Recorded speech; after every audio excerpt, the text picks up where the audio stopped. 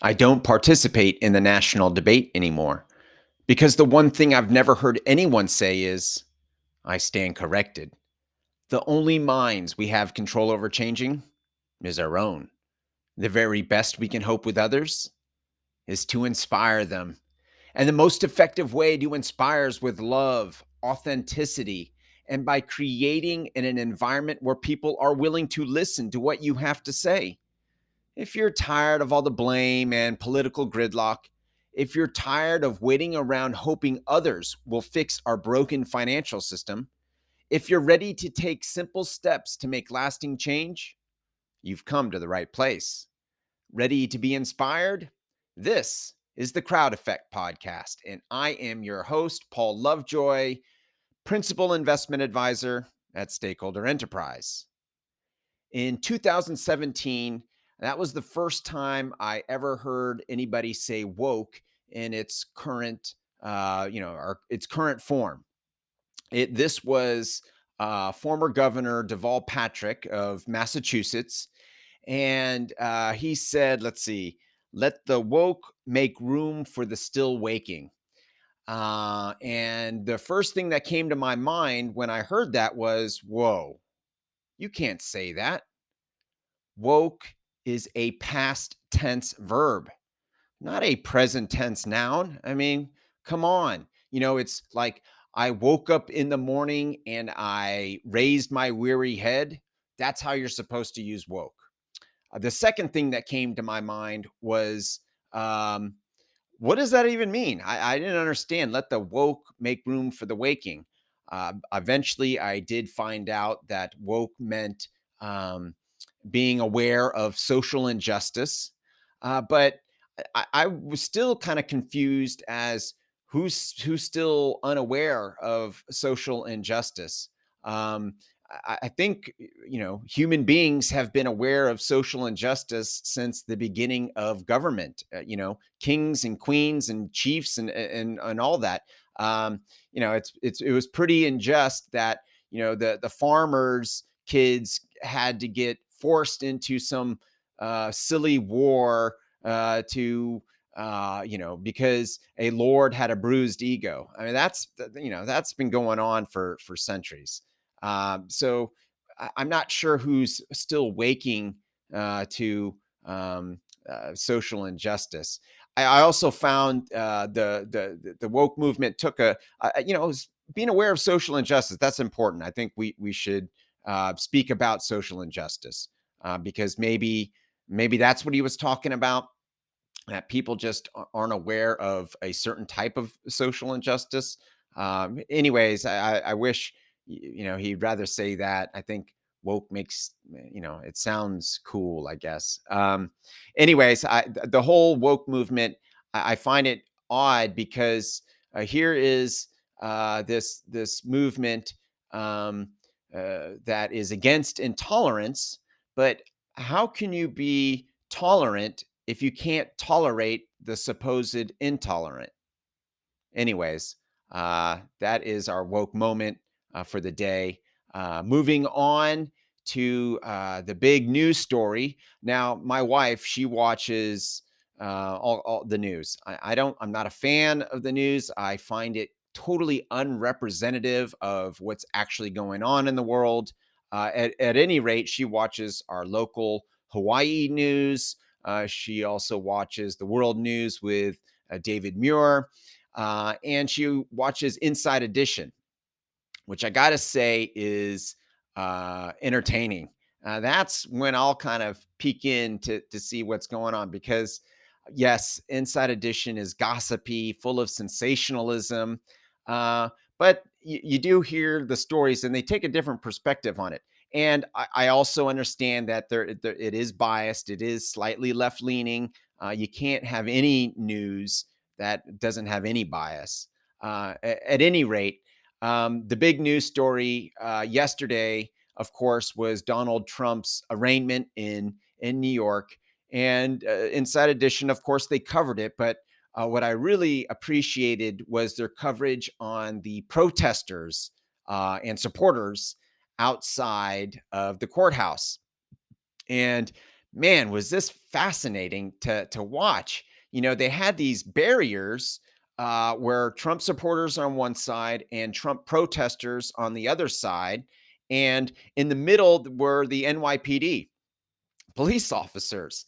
And they're showing footage, and you see this guy, this Trump protester, leaning over the barricade, like these extra couple of inches are really going to matter when he's hurling an insult over to the Trump supporters. I don't know why you need to lean over the barricade, but anyways, I also saw that the NYPD was telling people who were on the wrong side of the barricade to get on the other side because they're causing some sort of angry conflict. Now, what crossed my mind is what makes a person wake up in the morning or woke up in the morning and say, "Hey, I need to go to this to the courthouse to protest or support Trump." I find that fascinating. That someone is so motivated to get up and go there. So I took a little bit of time to try and put myself in the shoes of both the Trump supporter and the Trump protester to kind of see, what's going on in their heads, what's going on in their minds. Okay, so the Trump protester, he or she wakes up. They look at their phone, they check their Twitter feed, and all of a sudden they see a tweet from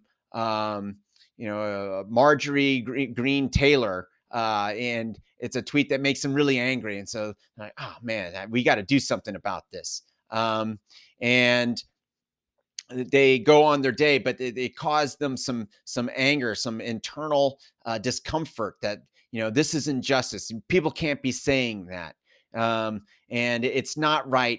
This it's you're clearly ruining our country by saying such hateful things, and it hurts me and it hurts other people, and you shouldn't do that, and you shouldn't we need to stop you from saying these things. And so you kind of work yourself up into the frenzy, and then you go to the protest in front of the courthouse, and then you hurl that insult leaning over that barricade, and that makes you feel better, probably until you check your Twitter feed again, and that cycle continues again. So I guess that's what's going on in their mind. Maybe I'm off on that, but that's kind of how I see it play out.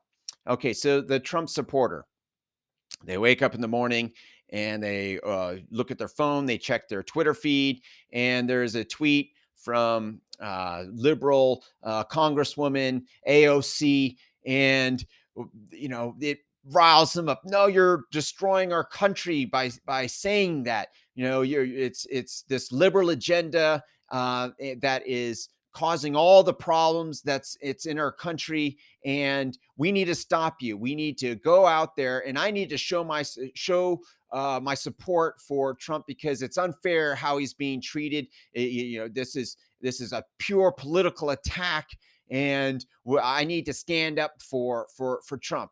And so you go there, and you put on your MAGA hat, and I saw this one woman. She was standing on this banner because she wanted to disgrace that banner and step on it. And you have all this anger, and stepping on that banner and saying, "Don't touch my MAGA hat." That made her feel better, at least momentarily, until she checks her Twitter feed again. So I guess that's kind of how I see what it's like to be someone who is motivated to go one of these things. And it seems angry, and I don't think that's really effective. I mean, ultimately, what are you trying to do? If you're trying to um, you know convince people or get people to be on your side or support anybody, hurling insults, stepping on banners, screaming, I don't see how that helps anything. In fact, it seems like it just makes your case work. um, I think a basic acceptance and respect of everyone works a lot better. Now, accepting and respecting someone doesn't mean that you condone their behavior, and it doesn't mean that you don't think people should be held responsible for their actions. It's just a basic dignity to show somebody. You can accept and respect someone's faith without believing in it. And that's I think is a much better road to go down to be able to have a constructive place where you can actually get people to listen to what you have to say. So that's my take on the current news story. Moving on is our financial tip of the day, our which is automation. Now, having things automated in your financial life is huge.